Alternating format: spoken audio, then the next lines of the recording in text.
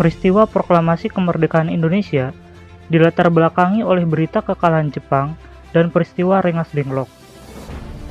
Jepang mengalami kekalahan dalam Perang Dunia II, khususnya dalam Perang Asia Timur Raya. Jepang terpaksa mengakui kekalahan dalam Perang Asia Timur Raya setelah sekutu mengebom kota Hiroshima pada tanggal 6 Agustus 1945 dan kota Nagasaki pada tanggal 9 Agustus 1945. Jepang secara resmi menyerah pada sekutu pada tanggal 15 Agustus 1945. Terjadilah sebuah peristiwa yang dramatis di Indonesia. Walaupun seluruh alat komunikasi di Indonesia dikendalikan oleh Jepang, namun kelompok pemuda gerakan bawah tanah anti-Jepang dapat memonitor berita-berita dari luar negeri menggunakan radio dengan pemancar gelap. Kelompok pemuda akhirnya mengetahui berita menyerahnya Jepang kepada sekutu. Salah satu pemuda tersebut adalah Sultan Syahrir. Sultan Syahrir merupakan tokoh pemuda pertama yang mendesak Soekarno dan Hatta untuk memproklamirkan kemerdekaan tanpa menunggu janji kemerdekaan dari Jepang, serta menolak kemerdekaan Indonesia atas pemberian Jepang. Golongan muda yang terdiri dari Sultan Syahrir, Wikana, dan Khairul Saleh bersama para golongan muda lainnya menuntut Soekarno dan Hatta untuk segera memproklamasikan kemerdekaan secara mandiri terlepas dari pengaruh Jepang pada tanggal 16 Agustus 1945. Akan tetapi, tuntutan golongan muda ditolak oleh Soekarno dan Hatta. Soekarno dan Hatta menghendaki proklamasi kemerdekaan Indonesia dilaksanakan sesuai dengan hasil sidang pertama PPKI atau Panitia Persiapan Kemerdekaan Indonesia yang akan diselenggarakan pada tanggal 19 Agustus 1945. Selain itu, menurut Adam, menyatakan bahwa alasan Soekarno menolak memproklamasikan kemerdekaan dikarenakan Soekarno merupakan ketua dari PPKI yang berkewajiban untuk mendiskusikan proklamasi kemerdekaan Indonesia dengan wakil-wakil PPKI. Perbedaan pendapat antara golongan tua dan golongan muda tersebut yang memicu terjadinya sebuah peristiwa yang dikenal dengan peristiwa Rengas Dengklok.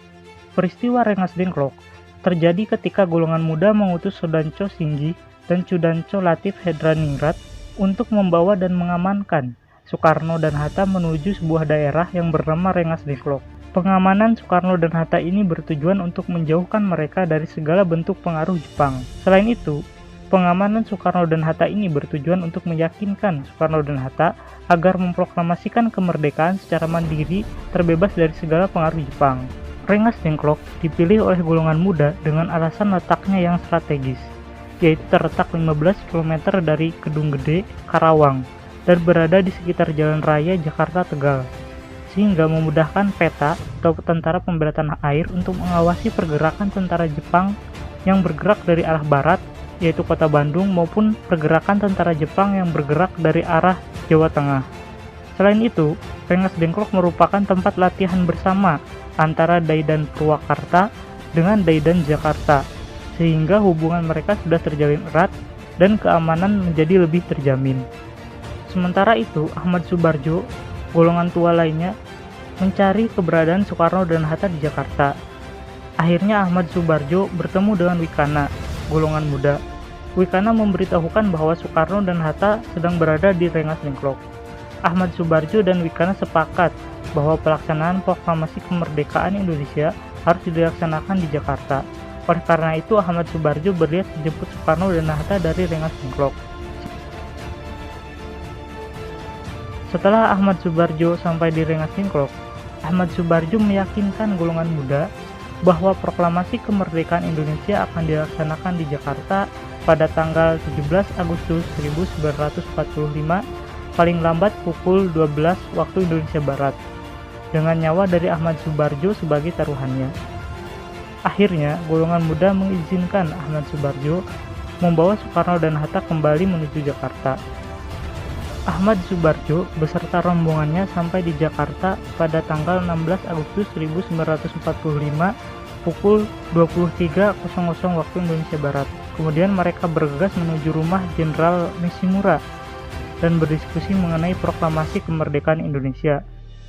Sesampainya di rumah Jenderal Nishimura, Jenderal Nishimura menjelaskan bahwa Jepang ditugaskan untuk mempertahankan status quo di daerah yang dijajahnya, termasuk daerah Indonesia, sehingga Jenderal Nishimura tidak mengizinkan Soekarno dan Hatta melaksanakan proklamasi kemerdekaan Indonesia. Akhirnya Soekarno menyimpulkan bahwa janji kemerdekaan Indonesia dari Jepang mustahil untuk dilaksanakan, dan Soekarno berinisiatif untuk memproklamasikan kemerdekaan Indonesia secara mandiri terlepas dari pengaruh Jepang.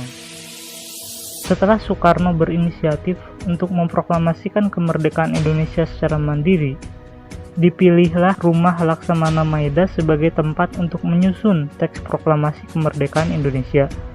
Rumah Laksamana Maeda dinilai sebagai tempat paling aman untuk menyusun teks proklamasi kemerdekaan Indonesia dikarenakan beberapa pertimbangan, yaitu Laksamana Maeda memiliki hubungan yang baik dengan Ahmad Subarjo. Selain itu, Laksamana Maeda berkedudukan sebagai kepala kantor penghubung Angkatan Laut Jepang, sehingga tentara Jepang akan segan untuk memasuki rumahnya. Dengan demikian dimulailah perumusan teks proklamasi Indonesia oleh Soekarno, Hatta, dan Ahmad Subarjo pada tanggal 17 Agustus 1945 pukul 3 waktu Indonesia Barat.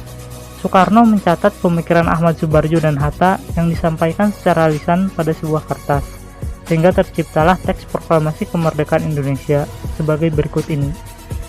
Kalimat pertama merupakan buah pemikiran dari Ahmad Subarjo, sedangkan untuk kalimat kedua merupakan hasil pemikiran dari Hatta. Kemudian kata wakil-wakil bangsa Indonesia merupakan saran dari Soekarni yang disepakati oleh seluruh tamu yang hadir di Rumah Laksamana Maeda.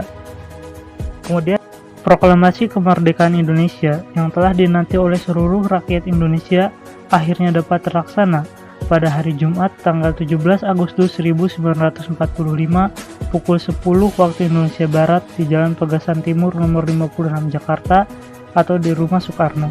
Rangkaian acara proklamasi kemerdekaan Indonesia diawali dengan pembacaan teks proklamasi kemerdekaan oleh Soekarno dengan Hatta di sampingnya. Bangsa Indonesia dengan ini menyatakan kemerdekaan Indonesia.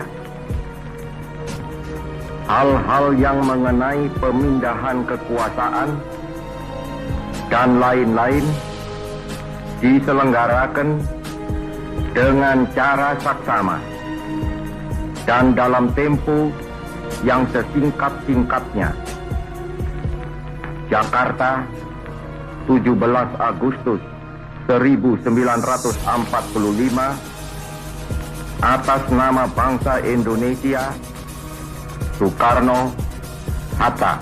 Dilanjutkan dengan pengibaran bendera pusaka, bendera merah putih, kemudian dilanjutkan dengan menyanyikan lagu Indonesia Raya oleh seluruh peserta yang hadir. Seluruh rangkaian acara proklamasi kemerdekaan Indonesia selesai pukul 11 waktu Indonesia Barat.